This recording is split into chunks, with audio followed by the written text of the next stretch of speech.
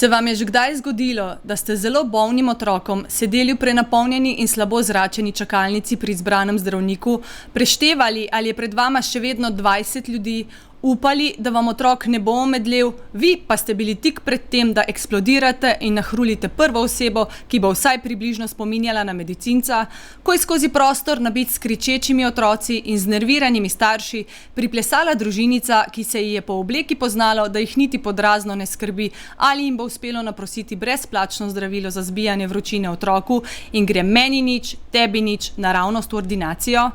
In to zato, ker imajo na voljo dovolj denarja, da si lahko plačajo preskok preko čakalne vrste. Pa to ni najhujši primer elitizma v slovenskem javnem zdravstvu.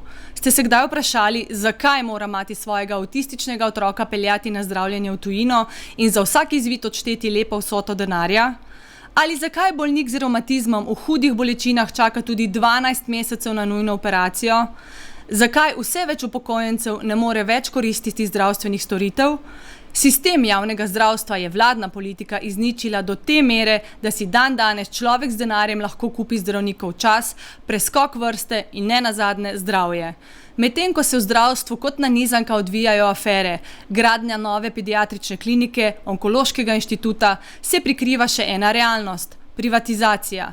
Ta isti zdravnik opravlja zasebno storitev v prostorih javnega zdravstvenega zavoda z napravami, ki so bile kupljene z javnimi financami in zato mastno računa.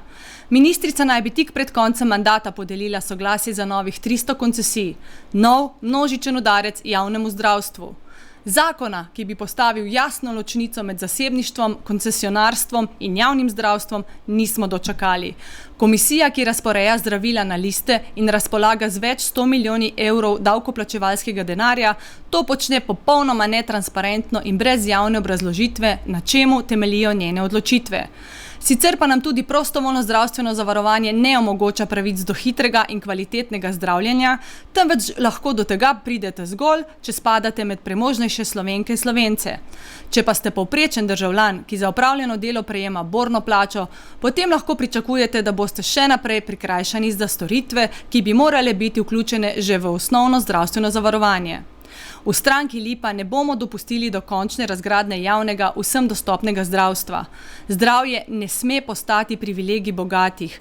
Zato se bomo z vso močjo zavzemali za to, da bo lahko vsakdo prišel do zdravnika in storitev takrat, ko bo to potreboval, da bodo na voljo učinkovita, brezplačna zdravila in necenjeni nadomestki, da bo vsak otrok lahko med hospitalizacijo imel ob sebi vsaj enega od staršev, da bodo zdravstveni domovi ohranili svoj namen in status javnega zavoda, ne pa da postajajo valilnica zasebnega sektorja, da bodo bolniki dobili varuha svojih pravic, ki jim bo stal ob strani v primeru zdravniških napak in na koncu koncev, da bomo slovenskemu javnemu zdravstvu vrnili ugled.